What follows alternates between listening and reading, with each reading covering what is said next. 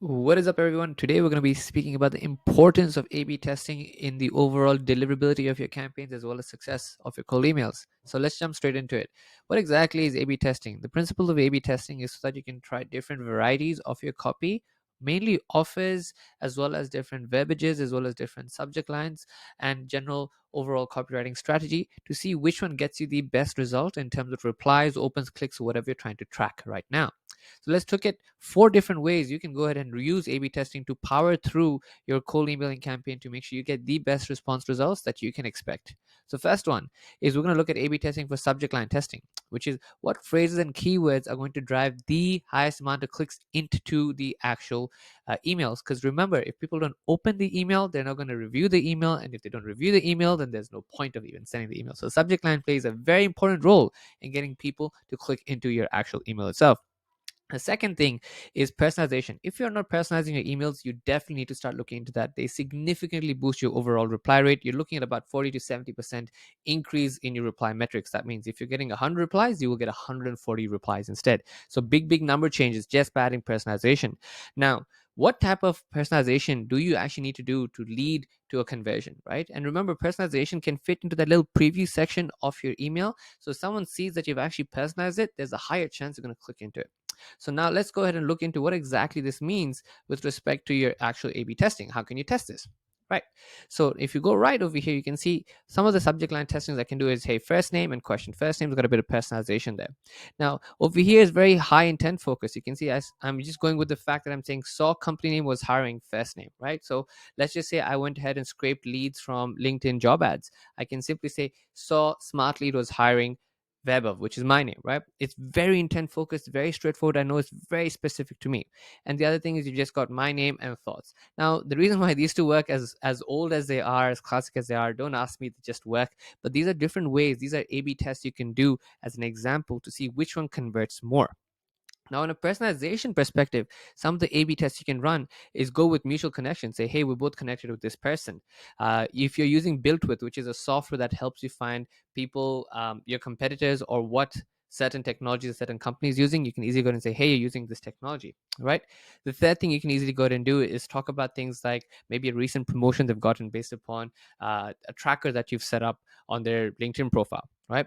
Or also something as simple as just location based scraping, which is you just go to their LinkedIn profile, you scrape using wizard.co or any other software, and that goes in and tells you that they're based in Sydney. So realize you live in Sydney. It's a simple way of personalization testing. And then you can test these things to see which one is resulting in a better conversion rate. And we'll also look into how you can actually figure this out in terms of metric perspective, but this is how you actually start. Now let's look at the other two options that I spoke about, which is offer specific testing and case study testing, right? And how do these things actually work with respect to how you work on this? Well, I skipped over here. Let's just actually go to this part, right? Which is offer testing is basically everything is what you're offering. That means what exactly are you trying to sell to your customer? What are you trying to get them to buy, or what are you trying to help them improve in their life? Offer testing is everything. This is kind of the meta grail of what decides whether your cold email works or not. If your offer is not good, then no point personalization, no point doing all the fancy smancy stuff. You need to make sure your offer is fantastic. So testing your offer is going to be absolutely crucial in ensuring that you get the result that you want to get. Now, the second thing is case study testing, because guess what? Remember, people are social beings. They care about a general assessment of a product that they buy. Especially nowadays, the amount of research a customer does before they make a purchase is significantly more than it was 5 to 10 years ago. So just getting someone to buy off a cold email is going to be hard. So case study testing is important to see which type of case study works really well for a particular lead. For example, if you're going to go and reach out to an enterprise customer, the problems that you might have solved for a startup really will not matter to an enterprise customer. You want to talk about a case study or a project that you worked on that is on their caliber. Now, let's just go back to the thing that I was going to show you initially, which is this one over here. So if we look at the offer testing, you can go with options like, okay, we're 70% cheaper than your competitor. We never, work on price, but that is an option that you can go with, especially if you work in a price sensitive market, right? That's something you can easily go with. Second, free audit for your website. If you're reaching out to SEO companies, websites, beginner firms, or small to medium businesses, this is an easy way to get in. Just be like, hey, I saw your website has these problems, etc. I can run a free audit for you. Are you interested? Simple offer, right? Third thing is you can remove the risk completely from them and put it simply on yourself and your deliverability opportunities and what you can do, which is say, hey, I will go ahead and give you the next 50 leads. You only pay me if the lead actually converts, right? Literally nothing for them to do except for the fact that they need to say yes and contractually agree to pay you once the lead comes through. If you have the systems in place, by the way, this works really well. If you have the systems in place, you got a bang on deal, right?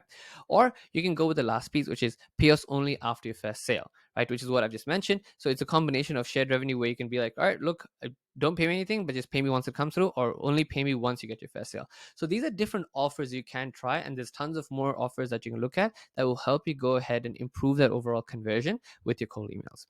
Now, case study testing, like I mentioned to you over here, right? You can speak about a particular pattern or software system that you've used, because sometimes you can just say, hey, I've helped Coca-Cola increase their revenue by 40%. Yeah, well, it's Coca-Cola. Why wouldn't you, right? They've done half the work. But if you tell them, I've helped Coca-Cola improve their revenue using programmatic SEO, then you're sort of jumping into your methodology and process. And that's what intrigues customers. That's one offer you can look at. Second thing, you can go straight to the point. If you have a competitor, just say, look, I've helped a competitor rank to page one on Google. Great, fantastic. You just go ahead and scroll that to them.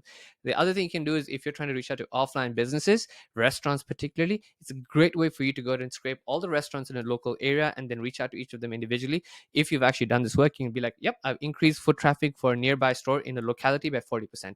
Very relevant, very to the point. And again, you're just letting them know that you have done case specific work, stuff that works specifically for them. So that is the importance of actually getting a case study working for you, and how you can test different versions of case studies. Now let's look at actually how you can implement this in your cold email process. All right, so I'm showing you how you can do this in a product called Smart Lead. Sorry, this is a software of our own that can help you go ahead and send emails, auto rotate emails, and A/B testings. So one example that we went through over there is basically going ahead and running through subject line testing, right?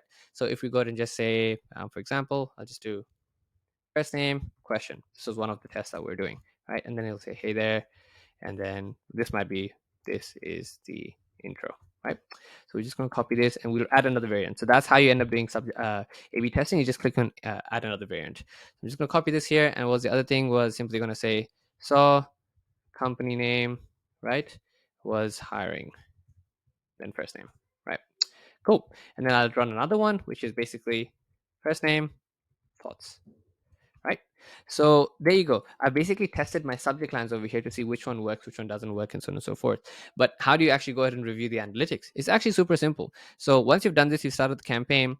Once you go to the analytics section, you can actually see, all right, 1A has done a 77% open rate, 1B has done 76, 1C has done this. But more so than not, you want to see how many people replied, because that's what matters, right? In this case, we were tracking link clicks. We were trying to see which people who opened the email clicked the most. So in this case, it becomes a battle of all these things have fairly similar. You're looking at 3 to 4% differences, right? However, what matters more is the people who've clicked that have opened, because people open emails with a certain intent and you might mislead them. So you want to see what flavor works best. So over here, when we look at it, technically these two ones over here have the highest amount of click rates, because the amount that has been opened to the amount that has been clicked is a lot higher. So obviously I would like to track some more data, but if this was left for me, because they're all similar, I would actually go with these two, simply because of the fact that more people that open this were more likely to go ahead and click the link, which is what I was trying to aim for. So there you go. That's how subject lines and A/B testing, offer testing works. And if you like this, please like and subscribe. It helps us create more of these content. Spread the love, spread the value. Thank you, and have a good day.